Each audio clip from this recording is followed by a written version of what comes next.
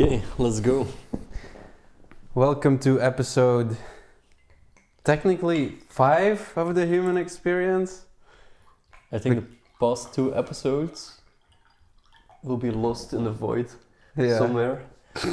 But I still think we should call it episode 5. Yeah. Because we still made those. Mm-hmm. So, yeah, because episode 3, it got a little...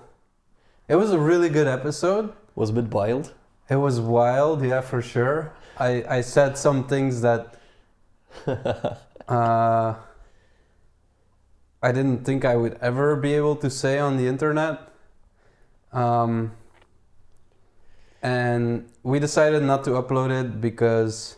Not because I didn't want to say those things on the internet, but because it might affect Louis' career as a teacher. Yeah. So maybe one day when the human experience, not if, but when we're very successful, it might come out on like a Patreon episode. Yeah. Like way back when I'm done being a teacher and I don't have to be a role model for little kids who will not be able to handle these kind of conversations on an adult level. I still think you could be a role model for children and talk about very stigmatized topics. I just don't think... I think a lot of people would not want you to be a role model for them because of those things. Yeah. And that kind of sucks. It's kind of sad that you can't talk freely about the ethics and about the psychology and about whatever of certain topics. Yeah, let's just give some context for people at home.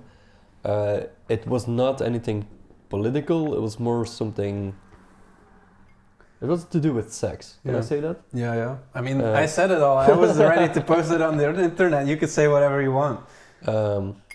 Just so you guys have some context. But yeah, I'm still not sure whether... Probably, if we would upload that podcast, it wouldn't be an issue. But I think if people would see it, it would be an issue.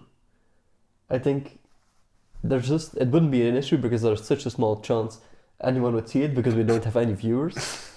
But I feel like if it was really like, if thousands of people would see it, it would be an issue. Yeah. But it shouldn't be an issue. But it could also be, you know, the controversy that skyrockets us to fame, you know? Yeah, that's possible. Maybe we should upload it then. Yeah, maybe. You were thinking of quitting teaching anyway, so you know? Yeah. But no, you can't risk your job at this point in your life, I think. Not at this point, no. Yeah. If I had so currently I'm just trying to build enough money in a bank account. So theoretically, if I would just lose my job, I would be able to survive for 6 months. So 6 months of expenses to just have as a backup. I think if I would have that, I would feel a lot more confident and maybe actually do it. Well, we'll see. Yeah. And then episode 4 somehow magically disappeared on my hard drive. I don't know what happened. Yeah, that was a fun episode. We got very political there, but also I don't remember what we talked about, taxes and stuff. Yeah, we talked about taxes a lot. Yeah. Was the inheritance tax, you explained your vision about that? Yeah. Yeah. Yeah, I feel like that episode, I mean, if we had to lose one episode, that would be the episode to choose to lose. Because I felt like it was very much all over the place. Yeah, but we also, I think, especially near the end, it got very intense, about us talking about what we wanted from life, what our dreams were. Yeah. Was that the episode where I said I wanted to make a 100K next year. Yeah. And you told me like, what the fuck are you talking about? Yeah, basically. Yeah. I've Yeah. kind of realized, yeah, you're right. Like you said, like in this much time we're both gonna be millionaires, and I was like, well, you know, I don't not want to be a millionaire, but I think it's a very high goal to set for yourself, and I don't see a realistic path there in so little time. I mean, it's certainly possible. There's definitely like creatives and intellectuals who get there, who write a book, who like do public speaking engagements, who do, I don't know, who create some kind of platform or some kind of service online and make a lot of money from it. But I think there's Yeah, but I don't think I was thinking about like intellectual endeavors. I was more so thinking about selling my soul to to just get a lot of money and then do all the intellectual stuff later when I have the freedom. Yeah. That was kind of the place where I was coming from, I think. Yeah. I think it's pretty hard to become like this kind of admired intellectual after selling your soul. Actually, unless you kind of like you sell your soul and then you kind of like have this like redemption story where people like start admiring you for choosing the right way in life, you know. But you know, for me, I think I've already kind of had my own little personal redemption story, so okay. I'm past that. I kind of just want to figure out the right way to live right now. So yeah, that's also something I realized. Like, it's like the Buddhist idea, right? All of the suffering comes from desire. Like, I won't be happy until I have $1 million. That creates a sadness in the moment because you don't have that. And trying to focus on the moment itself to be happy right now. And well, that doesn't mean you have to kind of sacrifice all the material desires or maybe like needs you have. It's just like a more wholesome way to, you know, be financially stable, be safe, and doing so in a meaningful manner. I think that's a more realistic.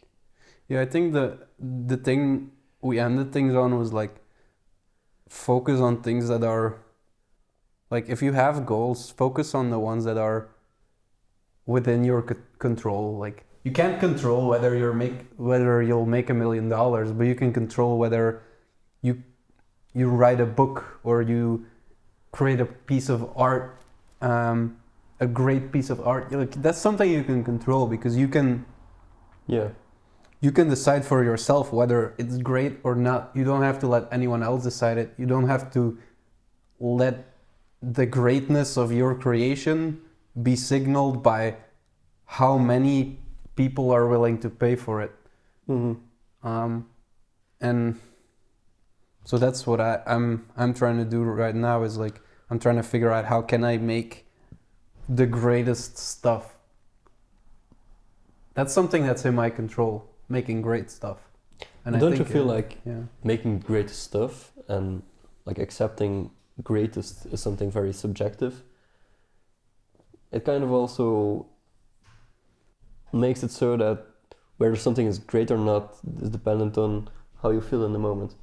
If you're in a good mood, I can sometimes be in a good mood and think, you know, what I'm doing is pretty cool. I have goals and I'm working towards them, and I have great friends and I have a career and I'm passionate about things.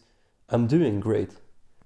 But then other days, I feel like I'm the biggest loser on planet Earth and I will never amount to anything, and I should probably do some things I'm not gonna say on camera. But yeah. So yeah, for sure. I don't know what to say because it's true. Because you're gonna feel like that. I don't like being this kind of person. Like be grateful for what you have. Like this kind of cliche shit. It's true, but no one likes to hear it. So why say it? But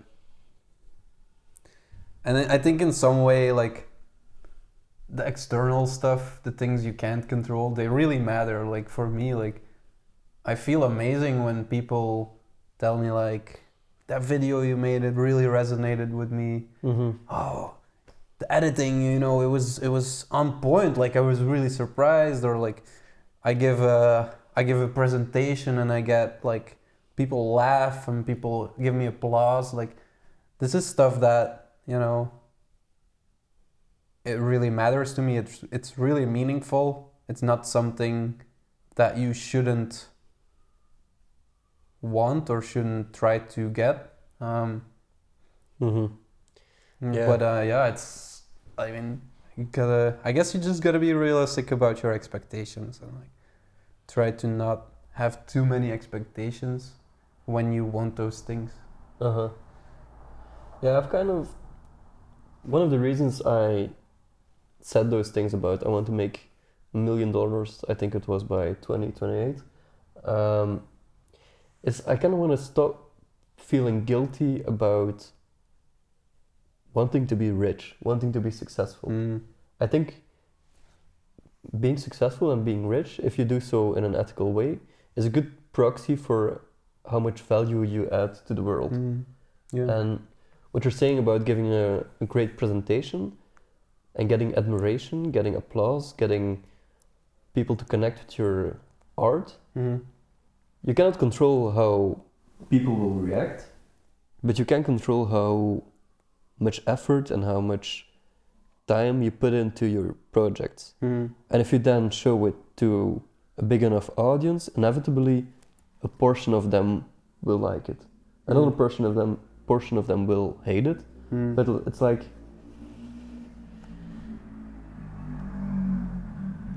people's reaction to stuff is not always outside of your control. I do think there's some like shared values, and especially if you find the right audience that will resonate with it, and to find like a community. Maybe that's the most valuable thing, to find a community around shared values. Maybe we need religion. For sure. I've been trying to start a cult since I was a kid, so yeah. Who wants to join my cult? I think it's far easier to join an existing religion. Yeah, but sounds like then I won't be the one who controls everyone's minds. What's the fun in that? Maybe you could join an existing religion, which is kind of doing pretty bad, and then create like a split-off religion. I'll come in and I'll be like the you know, the guy who comes into a corporation that's losing money and he turns it around and like puts it back on top. You know, maybe I could be that guy, but for a religion. The question is, which religion then? I know what I would choose right now. Yeah. What? You go first. No, I don't know yet. I have to think about it. You go first. I would choose Islam. Yeah? Hands down, Islam. Yeah, makes sense. I think it's a religion which is... It's far younger than Christianity, for example. It has like this fire within it, burning. Yeah. It has some anger in it. Yeah. And I think it's... One great marketing technique they have is a lot of people fear it. A lot of people... That's true. A lot of people... And I just want to be clear, a lot of Islam is very peaceful, is very beautiful.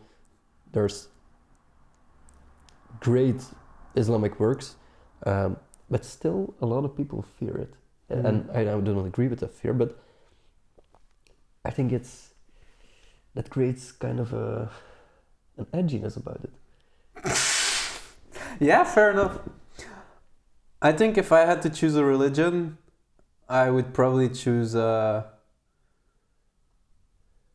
Judaism. Really? Only problem being that I'm not a Jew. Yeah, and it's really hard to join the Jews. Yeah. Not because of economic reasons, but because of how the because it's an ethno religion. yeah, exactly. You have to have the right ethnicity, Yeah. which is the main problem that I have with it. It's Mhm. like it's inherently discriminatory. It's inherently saying like, well, it's not inherently saying Jews are better than everyone else, but it's almost I think it's almost impossible not to believe that when I gotta be careful here because I don't want to Yeah. get a bunch of shit on me, but yeah, I've been really critical of Israel and Mm-hmm. and I think it's just this inherent problem with Judaism that it's about this ethnicity. Like we are the Jewish people. This is our land, and only people of Jewish origin have a right to be here and have a right to join this religion. And obviously, like, they believe their religion is the best religion. So they're like denying access to that religion for people who aren't ethnically part of that. Uh-huh. I see what you're saying. One upside, which comes with the ethnic background you need to have to join Judaism, they don't try to convert people. Yeah, that's nice. Which Christianity has spilled a lot of blood over. Yeah. But I mean, it's not like they don't spill any blood. No, that's they true. just don't do it to convert people. Yeah. Which is like, yeah, I think it just it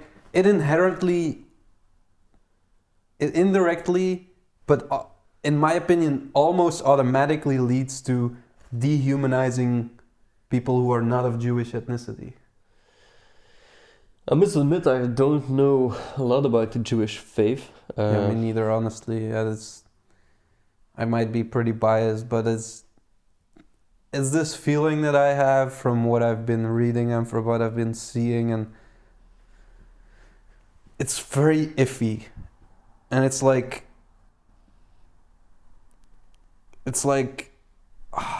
I want to say some stuff, but I don't know. Yeah, I think we should be quite careful here. Yeah. But it's interesting that we need to be careful.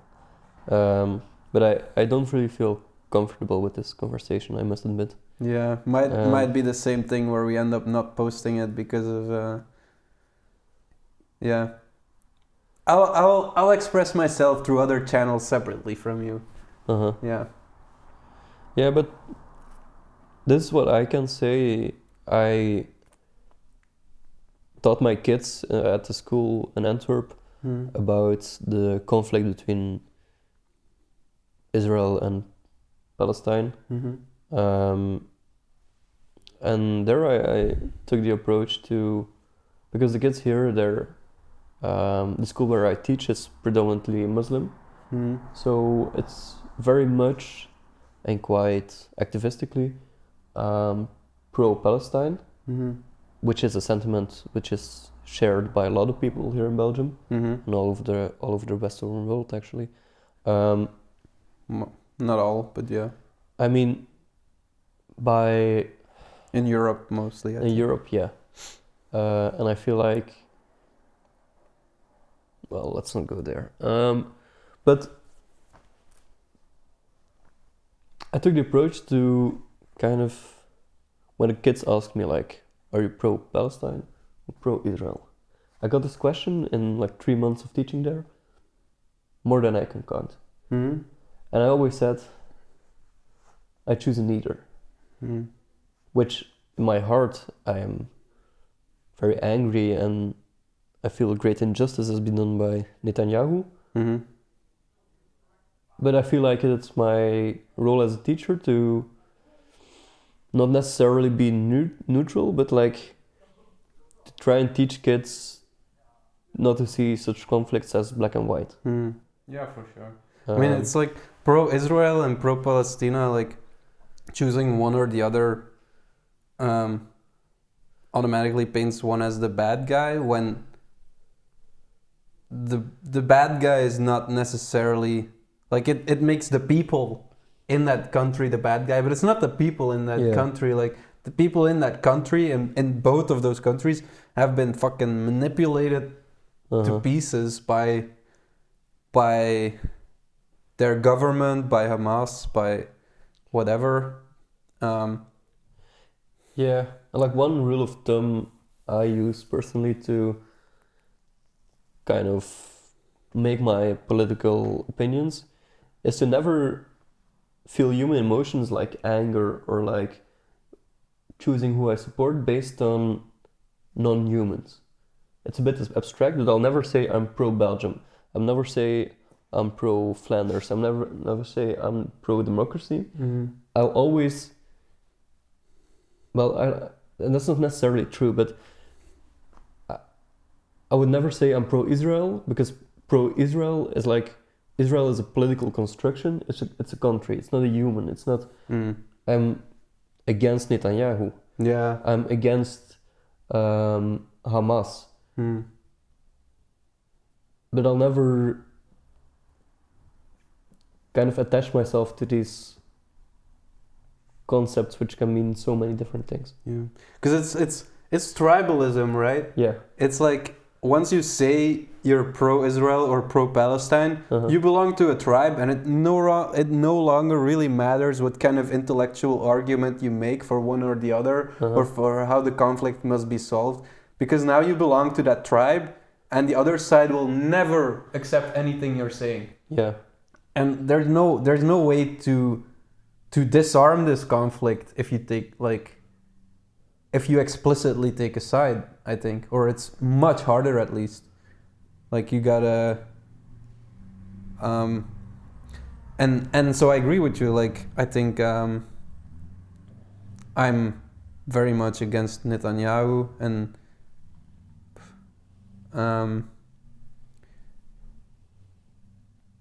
but I still do think there's some.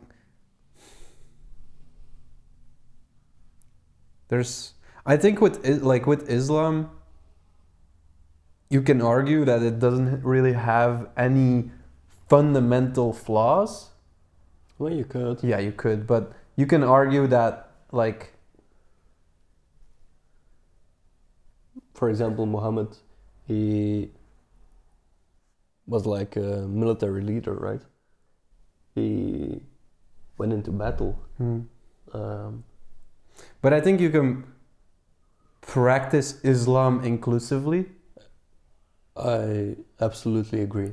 Like, but I don't see how you can practice Judaism inclusively when you need to be of Jewish ethnicity to be a Jew. Or like, is it possible to become a full member, like achieve the same kind of level of status if you don't have the genes?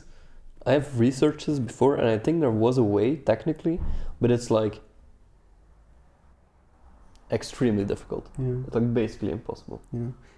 And I think even then, like, because of this situation where, like, will people ever really trust you? Like, I think, I mean, there's this status level that's based on genetics that I think is like, I mean, yeah, I'm not gonna say what I want to say. I'm not gonna say what I want to say. Oof, this is a difficult subject. Okay. But I think people, like, I think anyone who might be listening to this feels how uncomfortable we are, but I think they get the point. Yeah, that's true. I think they get the point, and I'll express myself less carefully on a different platform, like on my blog or something. I might write something. But yeah, okay. New topic. So, You're reading this book about love. Yeah. What have you learned so far? What have I learned about love? I think I've learned to be grateful for the love I already have, like from my parents, because I have amazing parents. I've never not had love from them, and that's an advantage that a lot of people don't have in their life. Mm-hmm. Like, I might not have the love from a woman that I want. I might not have the sex life that I want. I might not have the amazing, exciting, interesting friend group that I want to have. Except me. Except you. But I have my family, and yeah, and I have love from my family, and I have love from a few friends, of which you're the primary example, I think, of like a kindred spirit. And I feel that love, and I shouldn't just go looking for love in relationships, I guess.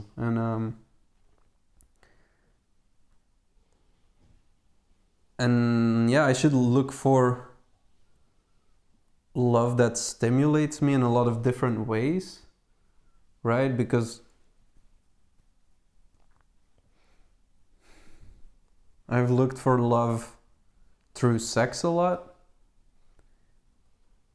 and that's not necessarily, like, it's not complete. Like, I think for love to work for me, it has to stimulate me in a lot of different ways, like sexually, but also like intellectually, and in terms of just like intimacy, affection, having a deep emotional bond, honesty. There's a lot of different ways that it needs to tickle me. And why do you think you haven't received that yet? Or have you? I haven't received that like penultimate form of love, that all-encompassing, the one that completely stimulates me. And do you think that's an ideal, or that's something actually achievable?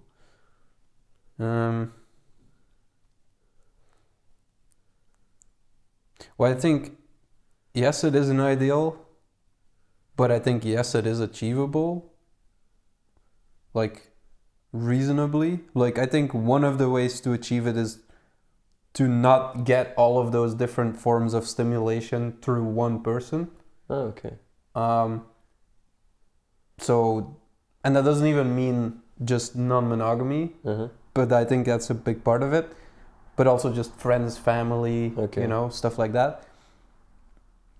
But I also still think that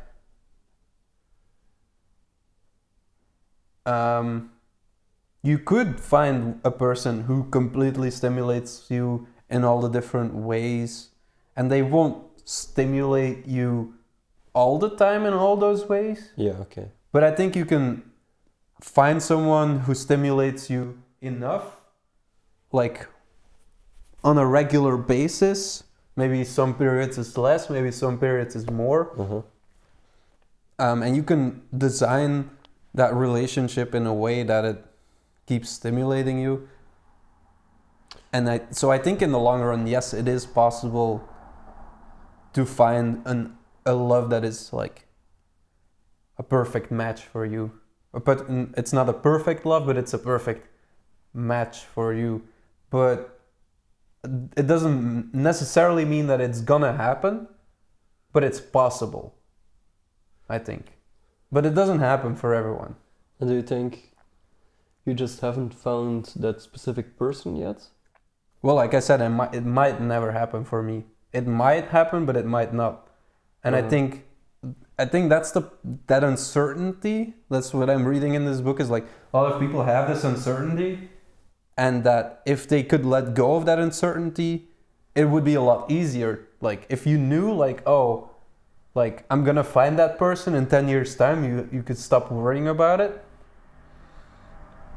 But there's no way, there's no way to know, to get rid of that uncertainty. Mm-hmm. Uncertainty is the only certainty, like, let's say. And I think the thing you can do to make it more manageable is to worry less about whether it's gonna happen or not. Just gonna accept that it might or might not, and that you don't need to get all those different kinds of stimuli from one person. You should find a way to have all your senses tickled in other ways, so that you're not always chasing that, so that you're not always looking towards the future and like, when's this person gonna... You can find most things in other ways as well. Doesn't just have to come from one amazing person, because it might happen but it might not, and then you really want to like have spent your whole life looking for that person that you're never gonna meet. Doesn't mean you have to stop wanting it, just means you have to stop obsessing over it. And I think for me personally, I've realized like I need to find really smart people, friends and lovers, and I need to prioritize that, because I'm very bored. I'm really bored a lot, like bored by people. And this is what we were talking about earlier, before we started the podcast, about being highly gifted. And that like a lot of times I just don't feel interested in people. They cannot stimulate me, they cannot tickle me. And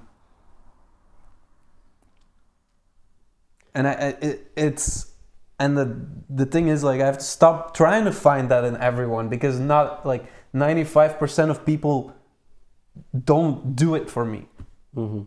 And that's fine. And I like, sometimes it might make sense to kind of try to find some common ground, try to find something that tickles you in a person. I think there's probably something in everyone that could tickle me.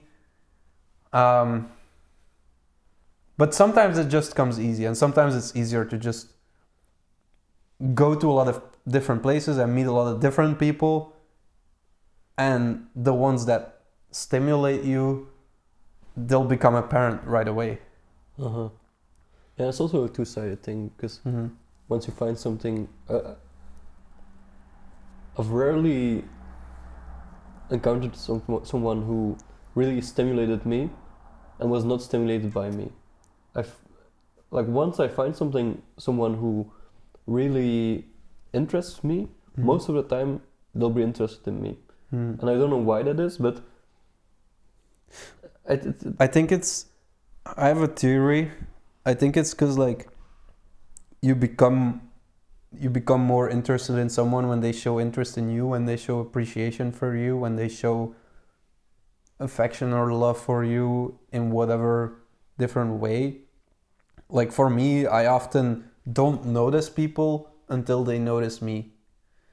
And I think it might just be part of our general vibe of like, most people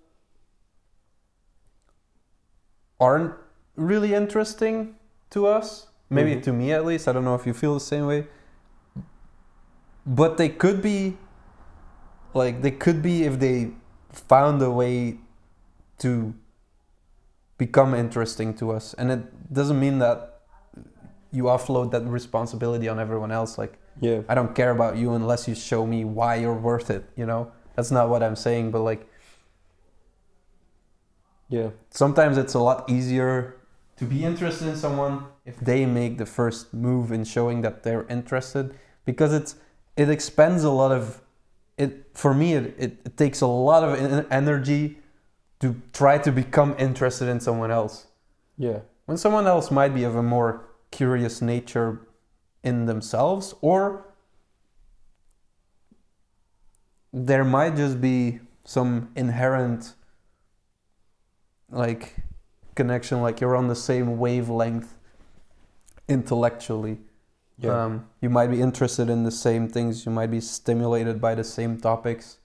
I kind of play games with people without them realizing it. Like I'll say specific things to kind of, which I know like will slightly trigger them, or just like say weird things which are funny to get a reaction out of them, and then going on that reaction and to kind of confuse them and like just like play with them a bit. Yeah. No, I do the same thing. Like I create this like little plan. Like how am I gonna like suss out who's cool, you know? Like I have this idea of like putting a picture of Hitler in my room. And then when people come over and they see the picture, they're like, what the fuck, why do you have a picture of Hitler in your room? And like you like it's less about why do I have a picture of Hitler in my room, but it's more about like, okay, what's their reaction to it and how interesting is the conversation that's gonna result from that, you know? Yeah. I think this podcast has been like a bit too close to the anti-Semitic side, but I see obviously Hitler is a fucking pathetic person, and he's done some he did horrible shit. Like I don't admire Hitler. The thing I admire about Hitler is that Jesus Christ. Okay. Yeah, but go on. The only thing that I admire about Hitler is like if such a pathetic person was able to achieve so much of what he wanted, then I could do anything that I want, you know?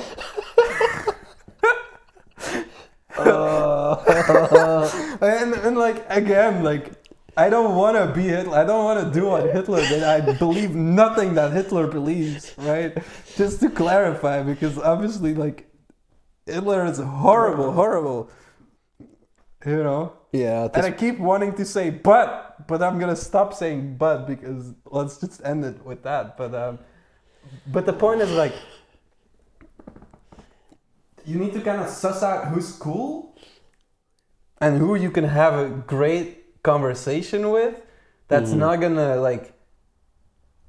be repelled by you taking some kind of wild stance on something, like having a picture of Hitler in their room. Who does that, you know? Some people are gonna be fucking repelled by that, but that means that they probably can't really handle like conversations on ethics or on really tough political issues or on really horrible stuff that happened in history, you know? Like, yeah, it's kind of like it's like a way to filter people. yeah, in like willingness to engage with you on something. Like, yeah, like in school I started talking about, like, I have this idea for a movie about a guy who has intrusive thoughts, and they get increasingly fucked up. Like first maybe he like spits in someone's face, then he like hits someone, then maybe whatever, you know, they get increasingly fucked up, and in the end he ends up raping a baby in this intrusive thought. So it doesn't happen in really, but and a lot of people at school like looked at me like, what the fuck are you talking about? You're gonna make a movie about someone raping a baby, right? And it's like, some people engage with me on that, and some people are just like I don't want to have anything to do with you, you know? And it's not because I want to rape babies, you know? It's because I want to tell a story about something. Yeah. And I want to show like some issues are really fucking complicated, and intrusive thoughts, they're like what you think, what happens, what goes on in your mind it doesn't make you a bad person if you don't like if you don't actually rape a baby. Just thinking about raping a baby doesn't make you a bad person, you know. Yeah. If you don't act on them, then you're not a bad person. Mm-hmm. And yeah, and so I regularly find myself in school choosing these kind of topics, like I wrote a short script about a guy who meets a little girl in the park, and she gives him a lollipop and they touch, and he comes in his pants, right? So obviously he's kind of a pedophile because he came from like just brushing his hand on a little kid, and kind of this interaction. But he wasn't the one to engage this interaction. He never sought out this person. Yeah. He never harmed this little girl. She never realized what happened. Like, what's the ethics of that? Like, is this guy a bad person because he has this instinct of pedophilia? Like, I don't think so. And a lot of people were like, yeah, this guy, this pedophile, and he was like, I really got like, they got really uncomfortable with that story, and they really like they didn't see that this guy was not seeking out this girl. They were like, it doesn't make sense that, like, why did the girl go to him? Why, like, he was waiting for her, like, was he seeking her out? And they didn't get it, that he wasn't seeking out anything at all. Mm-hmm. A lot of people don't see it that way. Like, a lot of people cannot comprehend that. I think they more so don't feel it that way. I think it's like on certain subjects you feel just instinctually some kind of fear or disgust, perhaps more so. And while I agree with you on a rational level, I also feel like the fact that this disgust exists as like a norm in society is perhaps not the worst thing. No, for sure. Yeah. Because I think it speaks to like it's normal that this instinct is there. I think it's a very valuable one, because if it wasn't, then a lot of fucked up shit would be happening. But I think it's because most people are not capable of transcending their instincts and really thinking about things in a, like, they're not able to transcend that fear and that disgust and think about like is it actually the feelings of the person that make it wrong, or is it the actions of the person, right?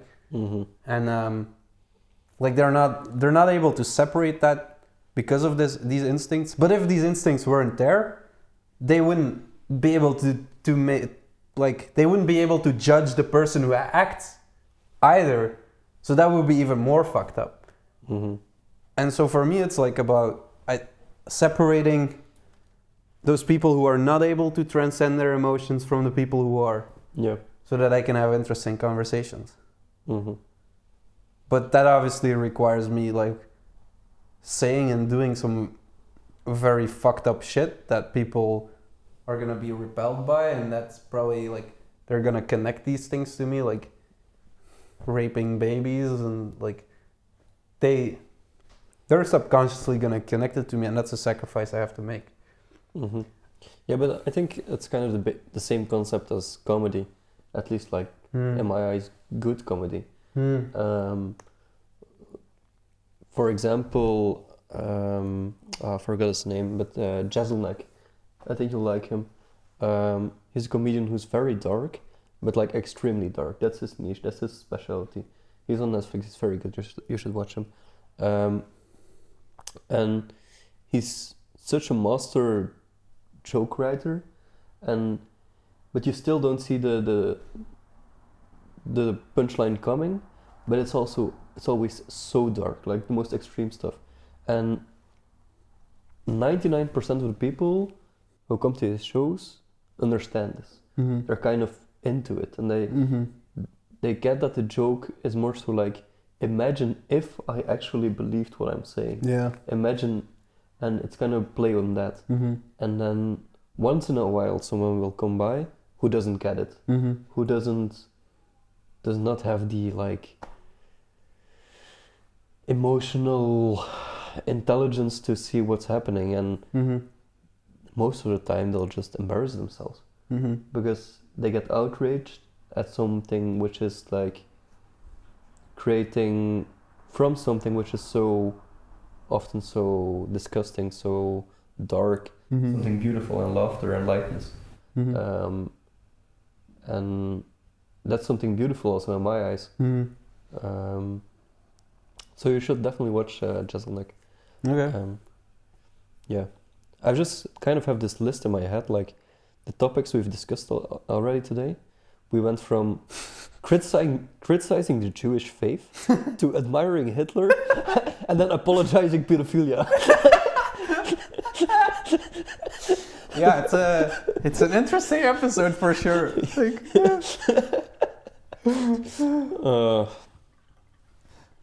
yeah.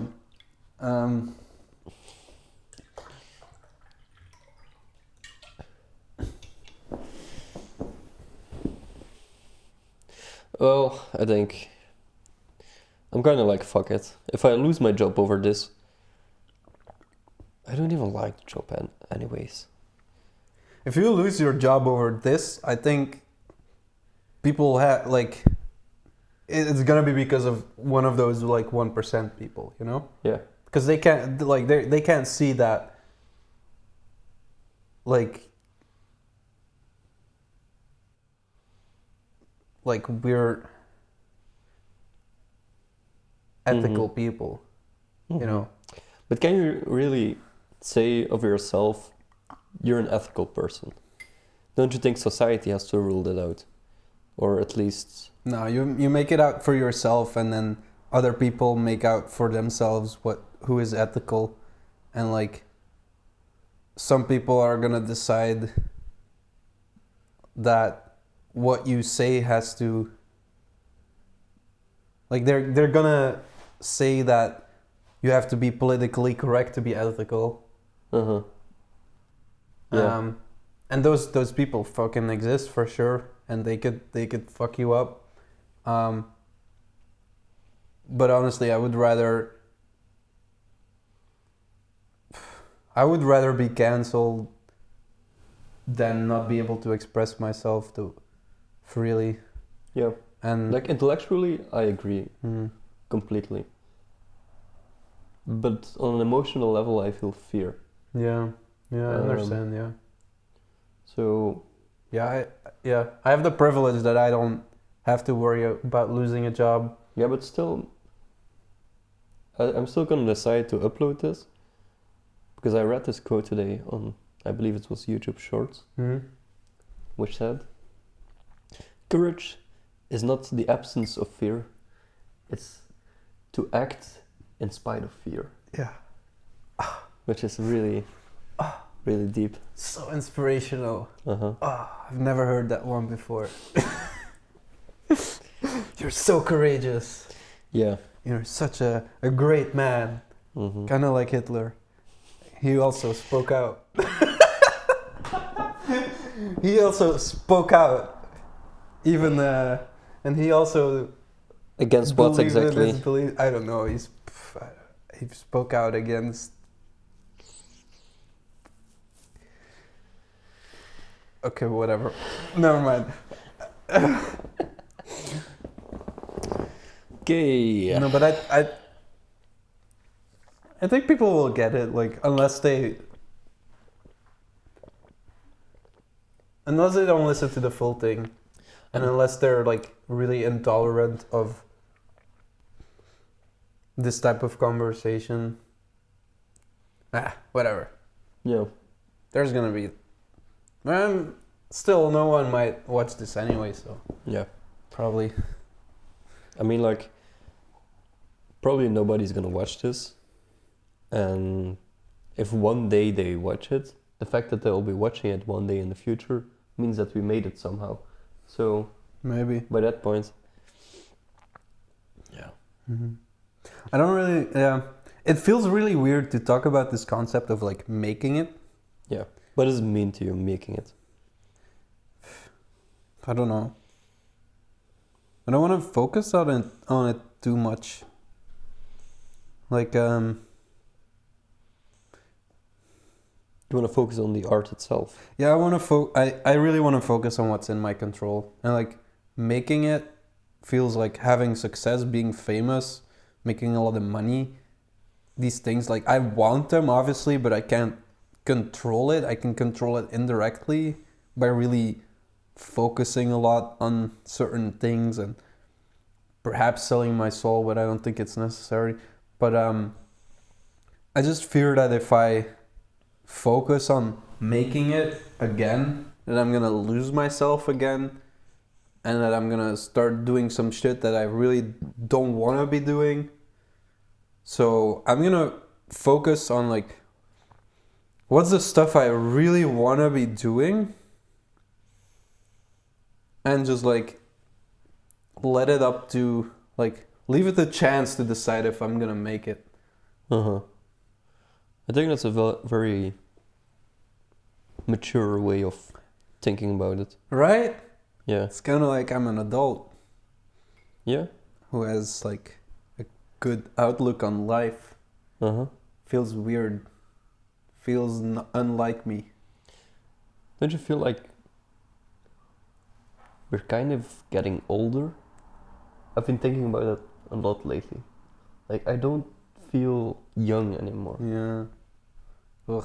We're, Yeah. we're still young, but not really young. Mm-hmm. Yeah. Yeah. Yeah. Like I'm in school with a bunch of 18-year-olds. I for sure don't feel like them anymore. Uh-huh. I feel like I've done some shit. I've seen some shit. I know some shit. Yeah. They don't fucking have a clue. Uh-huh. I can see They should that. fucking listen to me when when I'm saying something. Uh-huh. Yeah. Obviously, that's like No. I feel like that. I don't want to say that, but I feel like that. Like I'm struggling a lot with my like high giftedness or whatever. Uh-huh. Like I've always kind of had to hide it because I feel arrogant. Because a lot of times when I have bragged about it. Okay. I don't want to brag about it, but even when I don't really brag about it, like just the fact of like bringing it up already feels so much like bragging that it's uncomfortable, and I don't want bringing that up to feel uncomfortable because it's part of who I am. It's part of what makes me great. And it also has some really fucking negative effects on my life. Mm-hmm. How it fucks with me. And I think just like I gotta stop caring about like about the people who get uncomfortable when I say that I'm highly gifted. Uh-huh. Like if that makes them feel bad, like if, as long as I'm saying it in a respectful way, of course. But It's kind of exactly the same thing as the dark comedy part of it. yeah. Yeah. And I've kind of found a work around it which is very similar to that. Like I sometimes bring it up in like a joking manner and like extremely arrogantly. Mm-hmm. And just like I'm obviously making a joke, Mm-hmm. but I'm also kind of sharing that I have a high IQ. Mm. And people will notice like I'm doing it and like very like what I'm saying is very aggressive, but I'm it's so aggressive that it's obvious that it's just a joke, Mm-hmm. but I'm still sharing something. Do you have an example? Like this one time I was telling some people I was planning to get a PhD, and I just said something else before that. I don't really remember what, but they were like, "Oh man, big guy, you can do this, and you're planning on a PhD. Is there something you cannot do?" But in a very friendly manner, and I kind of looked at them and was like, Meh, probably not. Mm-hmm. And they laughed out very loud, and it was like kind of like a beautiful moment. Like it showed confidence. It showed also, in the same way, it also kind of showed like self-acceptance, but also that I was not taking myself too seriously. Like it was obvious I didn't mean it, but like I still shared part of myself. The thing where I've struggled more, the part where I've struggled more, is being vulnerable about my giftedness. It's like sharing with people that I'm gifted and I suffer because of that. I very much rarely felt some comfort or some understanding from that. And there's only a few examples. Only a few counter examples. And that was only like people who... This one girl I met who... she was writing her thesis about gifted people in education. And she understood. But like, outside of that, rarely. Yeah, because it's a freaking lonely existence. Yeah. You're very... Like you experience things very intensely. I feel like a fucking narcissist. Yeah, exactly the same thing. Because like a lot of things that people say don't interest me. I feel like I'm obsessed with myself and I only care about what interests me. And I feel like I'm more intelligent than others, like than the average person, than most people I talk to. That's what giftedness exactly is. Like, yeah, and it is like that, but it feels bad to think that like so if someone was to come up to you and said like you think you're smarter than me. No, I know I'm smarter than you. Yeah, like no. Well, I wouldn't say I know, but like I think I'm smarter than you. Statistically, probably, yeah. Yeah, statistically, probably, and like it feels horrible to say that, like, and like, and then, but it's very hard for me to answer the question like, do I think I'm better than other people as well? Like, because I had to fill in some surveys, it's like some questionnaires for my autism ADHD diagnosis. I had to fill in some questionnaires, and a lot of these some of these questions were like, these are directly polling for narcissism, I felt like. And like a lot of these I very much agreed with, like on some level, like not fully, but like... Which ones? I don't remember. It was like I didn't agree with the thing that like I'm better than everyone.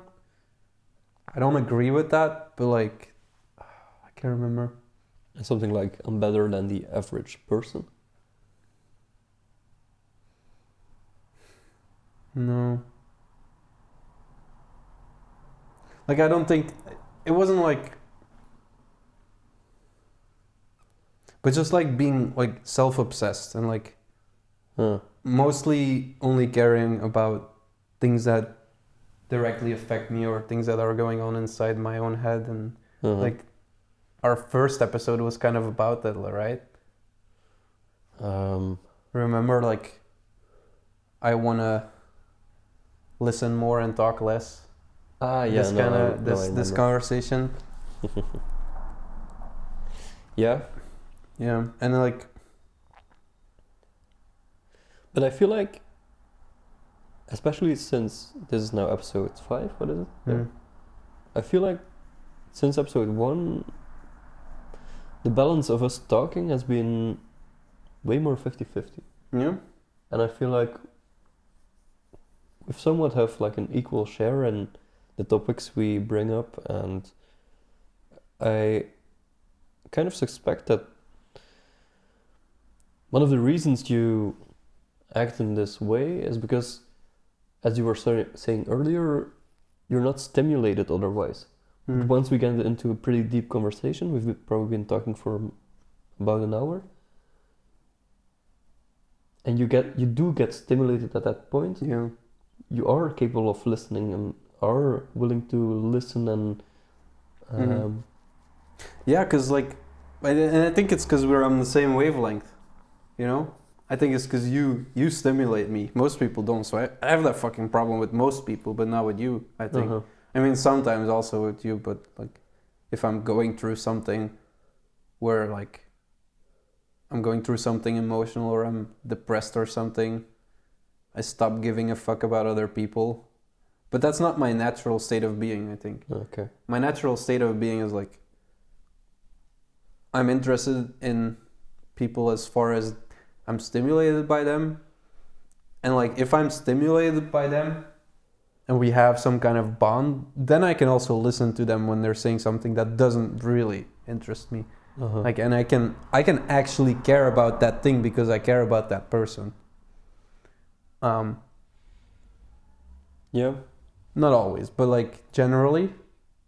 Because like I remember like I might have said this before, but I have this friend and she had gone through a breakup, and I decided like I'm gonna meet up with her and I'm gonna listen to her and I'm gonna not gonna bring up any of my own garbage. Yeah. And like I did, and it was amazing. It felt amazing even for me. Like I was actually like I felt stimulated.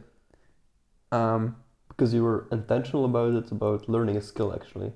Yeah, kind of, but also like I felt like I was really helping this person, and I remember afterwards like hearing from someone else that she had said like if you ever need someone to listen to you, like Liam's really good at it, and I was like, what the fuck? No, I'm not. Why are you saying this to other people? Like no, like it's only like if I really care, and I think that's normal, but it also makes me feel bad when like someone that I sort of care about, but like I don't have space for them at that point or something, and then I can't listen to them, and or like I say or do the wrong things. I have to be really intentional about it. Yeah. I have to put some kind of energy into it, but then I also get some energy out of it. It's not my default state, I would say. I think how I'm understanding it is that you're using your intellect to fulfill this task of comforting this person, this friend of yours, was successful.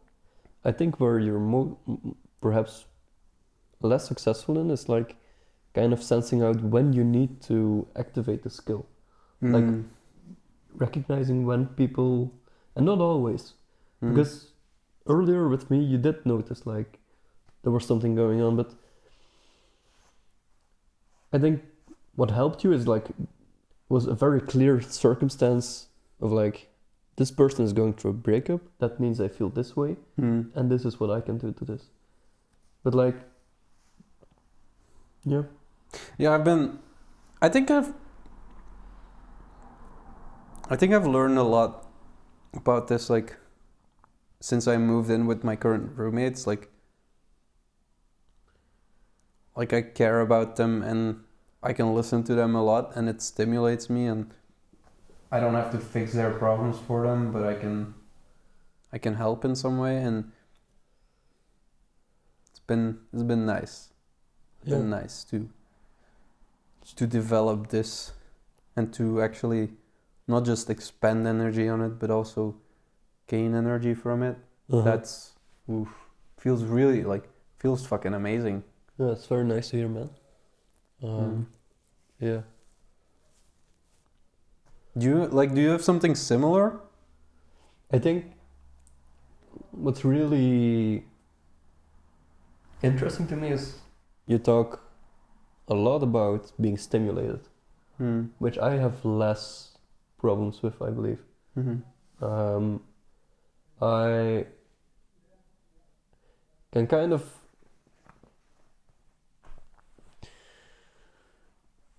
find stimulation from a lot of different things by just thinking quite like abstractly about them. Like I find myself I don't need a lot of stimuli to find something interesting because my mind does the rest. And I think it's like I'm very much overthinking. It's something between overthinking and almost fantasizing a lot of the times, where I can lose myself in my mind and my ideas over very mundane things sometimes. And I think I'm less selective in what stimulates me. I don't know. Maybe.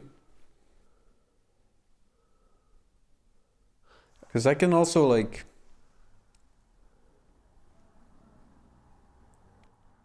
It really varies throughout time what stimulates me.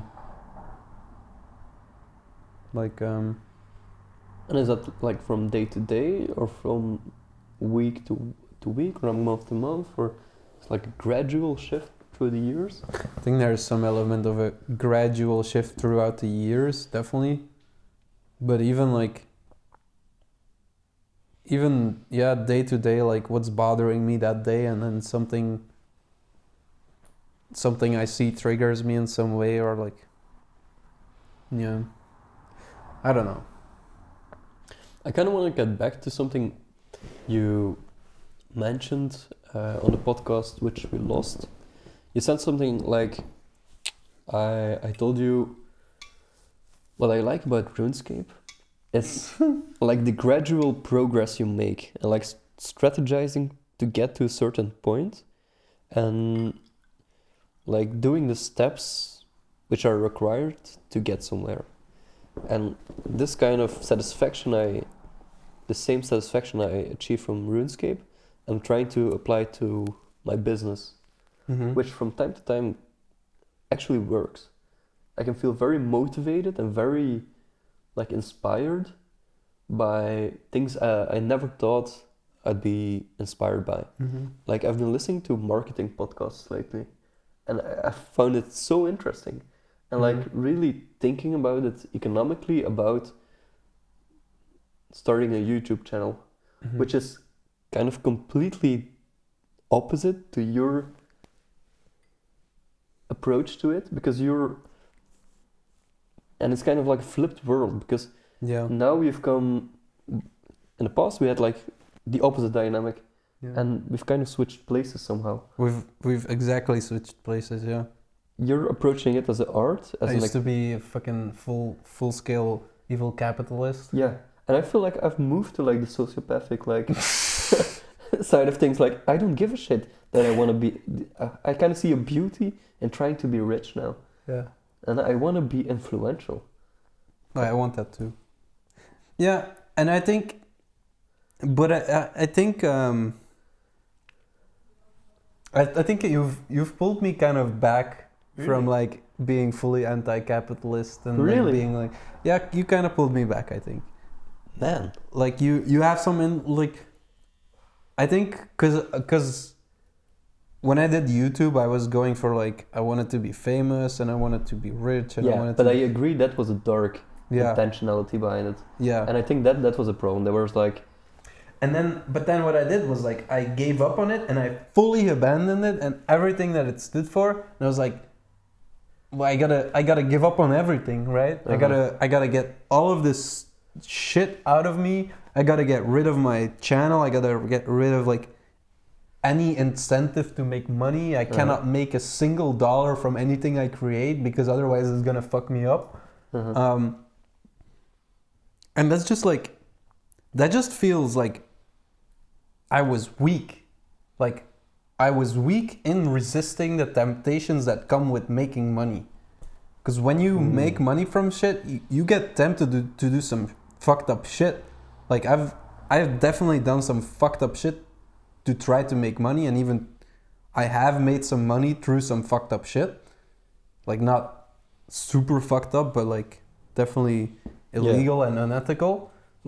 And I think I was scared of that, but like now I kind of realize like you just kind of have to forgive yourself and you have to kind of trust yourself that like you can transcend that. You can transcend your past mistakes. You can transcend your urges. You can transcend your temptations, and you can decide how you wanna be in life, and you can make a lot of money if you and you can have a lot of influence without becoming an.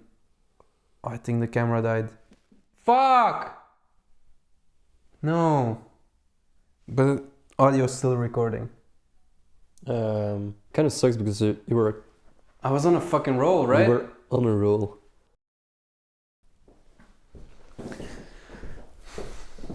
All right. Okay. Camera died, but I guess we still had audio on that last little bit, even after the camera died.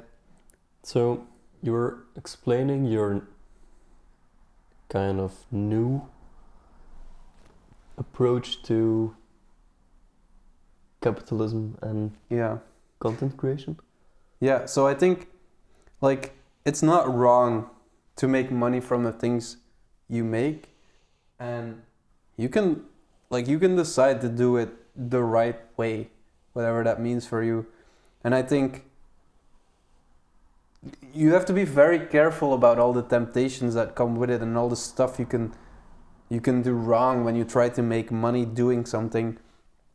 Like, I know I don't want to end up like Jordan Peterson, because his book is great. It's an amazing book. It's got some really good ideas in it, some iffy, but like on the whole, like it's a great book, and there's nothing you can say that's like really absolutely wrong about it. But like now, like what I see on Twitter, what I see on social media, what he's saying now, it just feels like he's become like a straw man of the alt-right. Just like, yeah, he keeps repeating what his audience wants to hear. And he said himself, he's like an evil capitalist, right? He's making a lot of money from people, and he has this incentive to keep saying the same stuff and to keep saying what people want to hear, which is not necessarily what they need to hear. And he doesn't communicate in a way that is going to solve any problems. He's constantly spewing out these opinions about political matters that he's not necessarily that well informed on, but that doesn't matter. Like, he should still be able to speak out about them. And what bothers me is that like what he says is not gonna lead to any solutions. It's just gonna lead to his followers being more and more and more and more ingrained in their beliefs, being more and more and more anti the other side, and he's just feeding the effects of tribalism. Yeah, and all because, I mean, he's making a lot of money from this, I think. Right. Maybe also because he's become trapped in this ideology himself, even though he professes that ideology is the root of all evil. But yeah, he's either fallen trapped to ideology, or he's fallen trapped to his own money-making temptations, or actually both, because his ideology is capitalism. So yeah, it feels like he's kind of doubled down on the culture wars, wherein he's involved, and he's like, yeah, and he always criticizes like the victim mentality of the left. But he's just acting like the biggest fucking victim there is. He's acting like a little baby, like saying, oh, I have to go to re-education camp. It's a fucking social media training. You just sit there and you don't listen. Nothing's gonna happen to you. Fucking baby, really. Like, I used to love this guy. I used to love him. I used to look up to him. I got so much, like, he got me through a period when I was deep in what I think was probably depression, even though I never called it that, because I didn't feel like I had the right to call it that. But he got me out of it. He was like, yeah, you gotta stand up straight with your shoulders back and I was like, yeah, I'm responsible for my own life and all this great stuff, all these great things, and I was like, I picked myself up. Try to carry the weight which you can reasonably carry or something like that. Yeah, and I pulled myself up by my bootstraps or some shit like that, you know, and it was amazing. It was amazing. And I have no doubt that a lot of people have been changed by Jordan Peterson, but it doesn't feel like who he is now is a positive influence in the world. Mm-hmm. And that's sad. I'm disappointed. Yeah. And that's a reminder that this shit can happen. Like if you're not careful. So anyone. you gotta constantly keep reevaluating. You gotta constantly keep thinking like, what am I doing? Am I doing the right thing? Mm-hmm. Yeah, I kind of feel it's like the opposition to all of the woke bullshit has started to identify with the same subjects and the same like ideological anger as the woke side itself. Yeah. It's kind of starting to focus so much on these topics which have been discussed so to such detail and to such boredom to me that is that really like a valuable way of spending your time? Yeah. A lot of debates are fueled by anger, which never leads to anything, I think. And I think, well, I've been very left recently, but now like I'm starting to recognize a bit like the fucked up shit that is coming from the left as well. Like and concretely in which domains then? Like I think Biden is clearly feeding illegal immigration into the United States. Okay. Like he's really stimulating it, illegal immigration, because, and honestly, like I'm very pro-immigration. Like I would love to be able to immigrate to the US. And I think people in some like within some limits should be able to go wherever they want and build their life wherever they feel like they have the best opportunity and where they feel at home. And if the US is that place, then I think they should be able to. But I think Democrats in the US have stimulated immigration so much. Like if you look at the numbers, it's huge. And a lot of people are complaining about this and are like demonizing Biden for it, for creating this stream of immigrants. And I don't like the what do you call it? The rhetoric, rhetoric. The language that they're using about this, but they kind of have a point. And I think Biden, at this point, by stimulating this illegal immigration, is just feeding this anger and is like paving the way for Trump to get back into the White House. And it's fucked up. And it's kind of because of they can't, like, they have no ability to increase legal immigration. So what do? Like, okay, let's I guess we're gonna stimulate illegal immigration and we're gonna allow for illegals to become legal and all this thing. And like, I'm kind of all right with it. I would be all right with it, but it's clearly just like making a lot of people angry in the US, and it's clearly furthering the divide. And it's quite fucked up. It's kind of like gerrymandering, you know, like you're allowing people into the country who you know are going to vote for you in the long run. And the right is absolutely right about this, you know? And I'm more on the left, so I can only speak to what my side is doing wrong. Like the right is doing a lot of shit wrong as well. Like the language they use is horrible, and they're speaking from anger, and they're letting their anger be fed by Trump, who's gonna be a dictator. Like he's not even implying at this point he's gonna be a dictator. He's just saying it outright that he's gonna be a dictator, and that's what people want because they feel like the only way to solve the crisis and to solve all the US's problems is with a dictator, and that's, I think, yeah, I don't know if it it's a scary path, and feels like we're gonna end up with another Hitler, kind of yeah, modern day.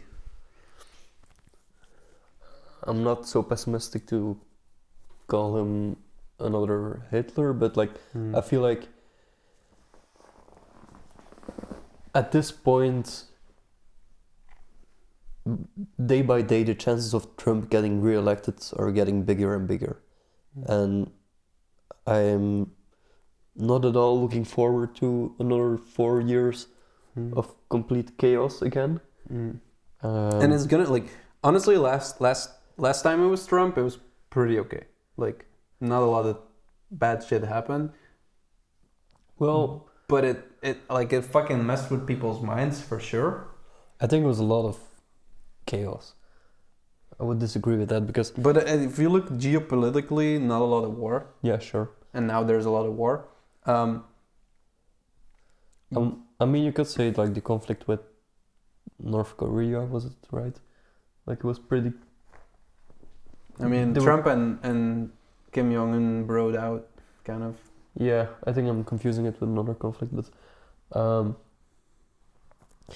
yeah, and then, I mean, a lot of people bring up that during Trump's presidency, the economy was doing pretty good, and now it's doing not as good. But I also feel like, to which extent are presidents actually influencing that aspect? Probably not. Yeah.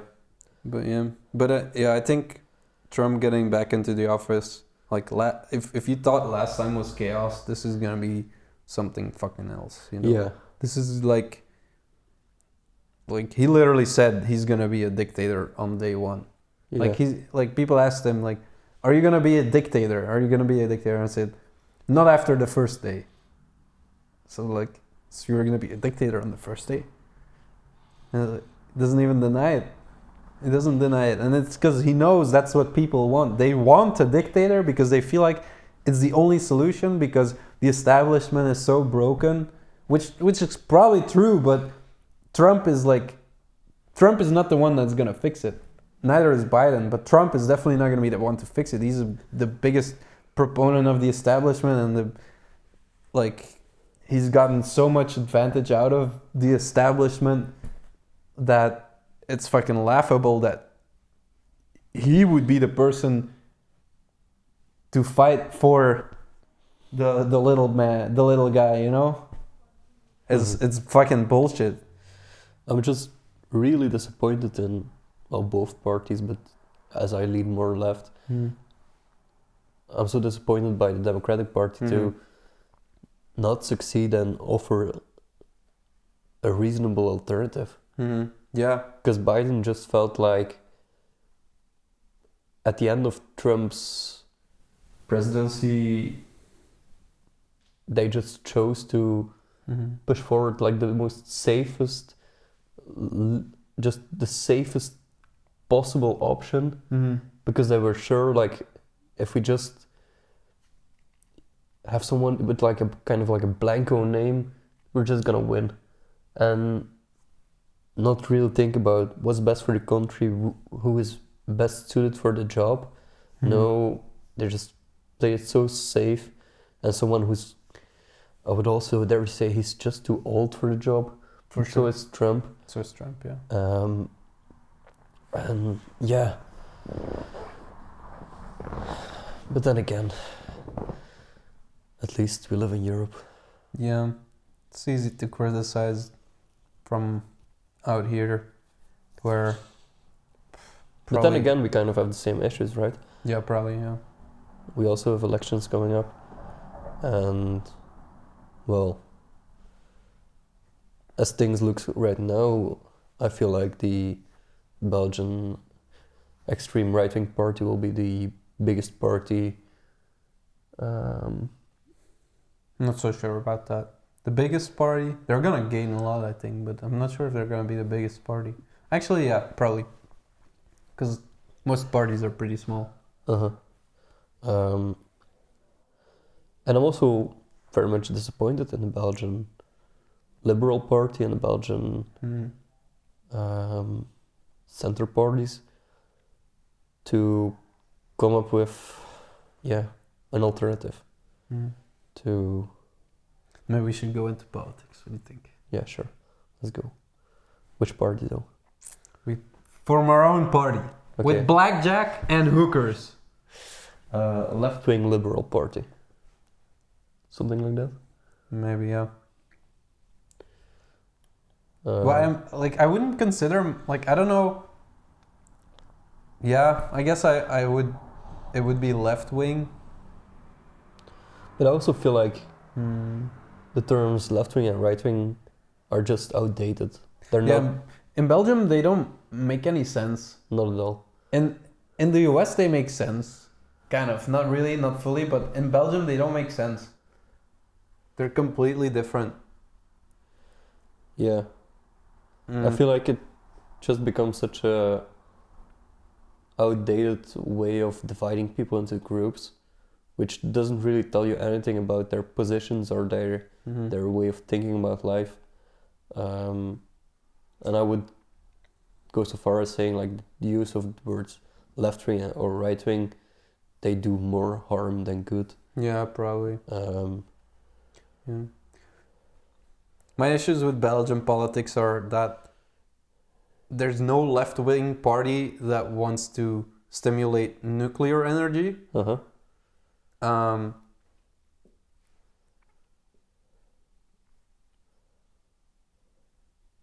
There's not a lot of focus on tax reforms like inheritance tax, which should be much higher for for high wealth. And I don't know what, but it's just like no one's really doing anything. Yeah. I kind of just want like a party which is left wing on ethical issues, but right wing on economic issues. Yeah, for me, but still like not even right wing on. For me, I think innovative, scientific on economic issues. Yeah, because there's a lot of like problems and inefficiencies and like.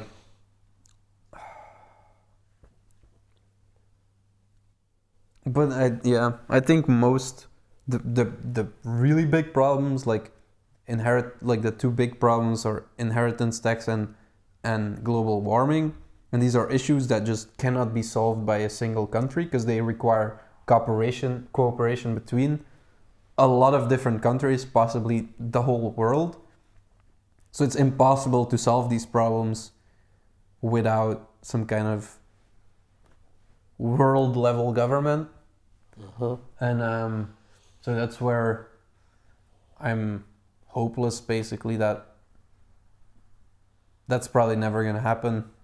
And that's why I don't really focus on politics too much, because most of the important problems are not within the control of any single country. Yeah, and I also feel like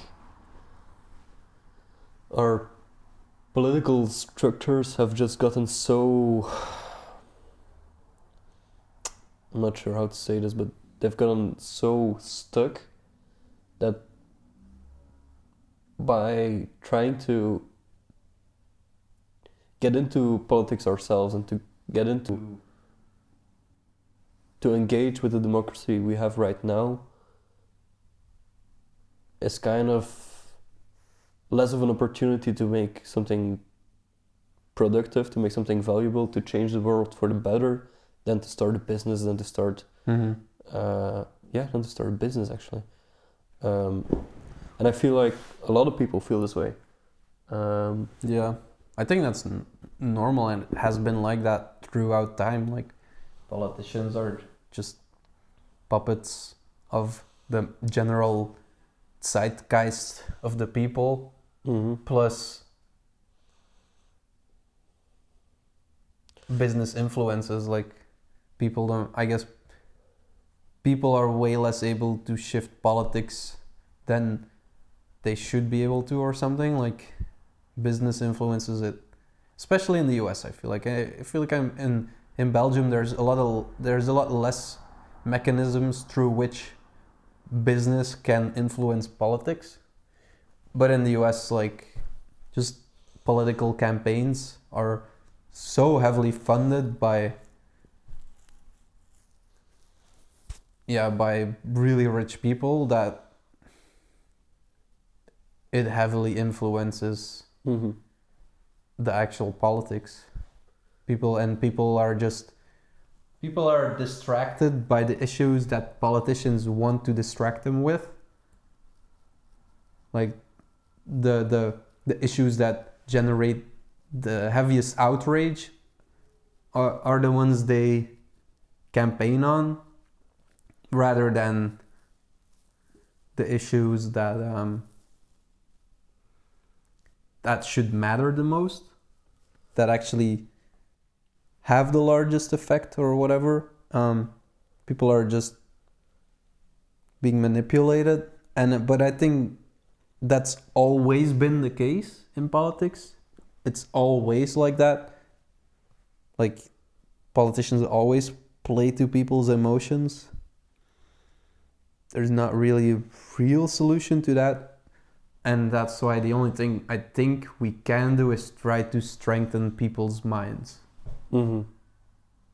And that's why, like, I don't want to go into, like, I think going into business, you can change a lot of lives. You can make a lot of people's material lives better. But changing people's material lives doesn't make their lives more meaningful or more interesting or better.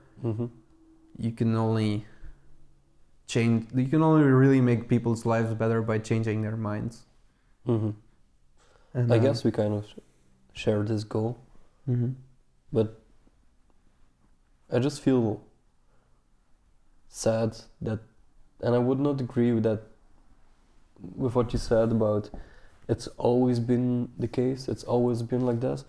I do heavily believe that in the past 8 years we've seen a big shift in growing populism and just the pressure that social media and the internet has put on, well, political parties, but also like the disintegration of the classical political identities like liberalism in Belgium, socialism, Christianity. We see a lot more people who, from election to election, choose a different party to vote on, and they don't stay in their lanes, which is, I believe, kind of a good thing in the long run, but in the short run, it's still chaos. Like, when such big cultural shifts happen, there's always a phase just after such an event, which is chaos, and then things settle, and if they're settled properly, they create innovation and like more adapted identities and cultures to our specific circumstances, which right now means the digital era.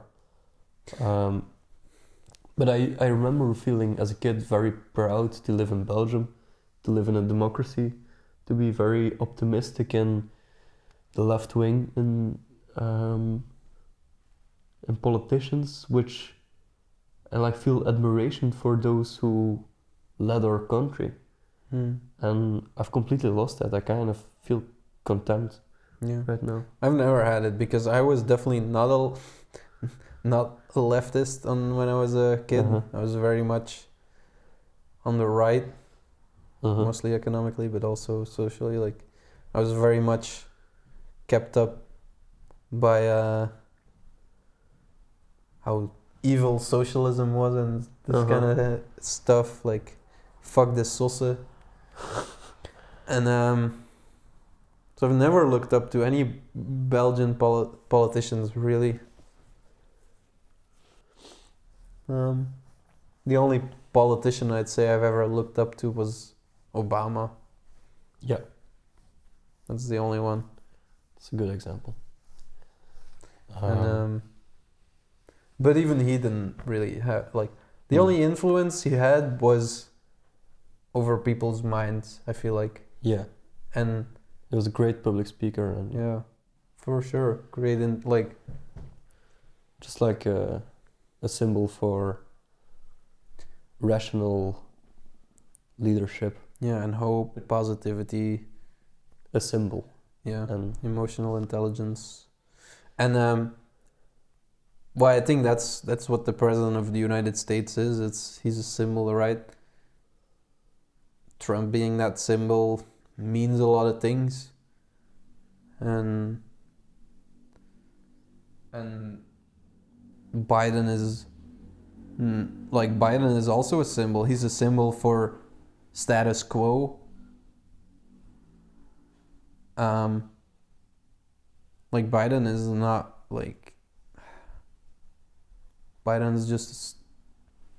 Everyone sees Biden as kind of like a straw man. He's not his own... Like, he doesn't feel like he's his own person, you know? Mm-hmm.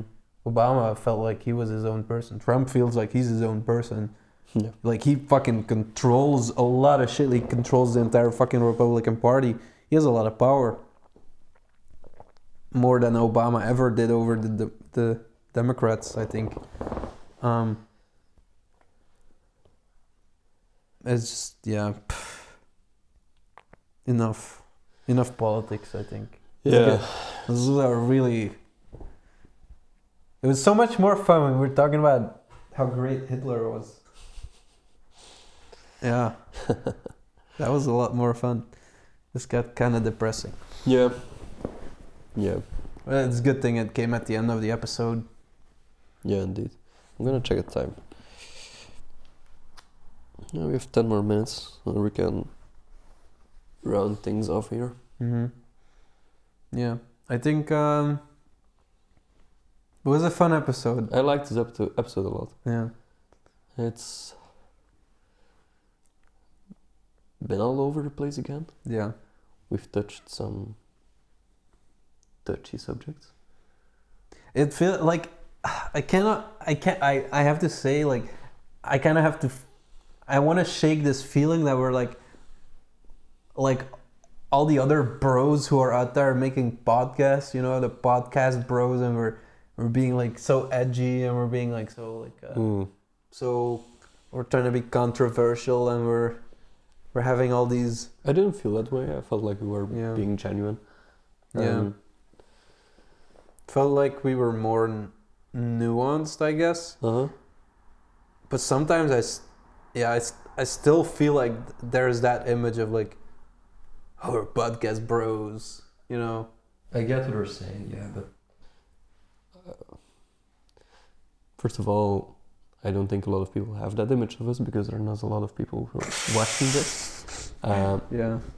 But I do feel like we were being authentic, and I feel like especially this podcast, it felt like a lot more natural talking. I feel like things went more fluent. So I think we're going the right way. Yeah, I'm happy that I'm expressing political beliefs as well, because like for a long time I really restricted myself on that part. Like, really? Yeah, like when I was doing YouTube, I was like, I'm gonna completely stay away from politics, because it's like whenever you say anything about politics, it automatically like cuts your audience in half. Yeah, right? That's true. Yeah. But then like you're never really gonna build an audience unless you're authentic and truthful. Yeah. So like half of nothing is still nothing. So I'd rather have half of something than all of nothing, I guess. And it feels right. Like I think I also like it takes back to the point of like high giftedness. Like I really hid a lot of who I was on YouTube because I didn't feel like people would like it. Like the fact that I am really smart, I have a lot of opinions, I have a lot of thoughts, I have a lot of ideas. And I really hid a lot of that because I was, I guess, kind of ashamed, and I thought people weren't gonna like it, people weren't gonna resonate with it, etc., etc.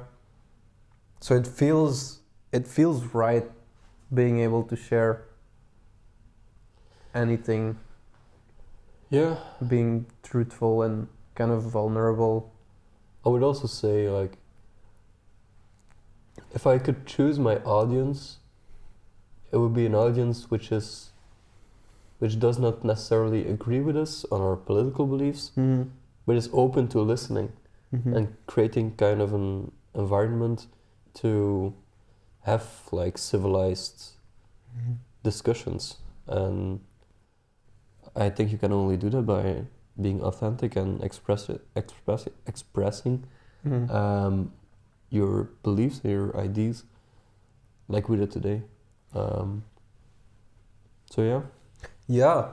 So if you're watching or listening, leave a comment. Tell us what your most fucked up belief or most fucked up political opinion is, and let's get into it. And or leave it in the comments or tweet me, or I don't know. That's probably it. Yeah. Okay. And 3, 2, 1. Thank you for listening to the human experience. Okay, I didn't know that was a thing. Wasn't that a thing? No, I don't think so. Okay. I think the thing was that we give each other a hug. Okay, that's right. Okay. All right.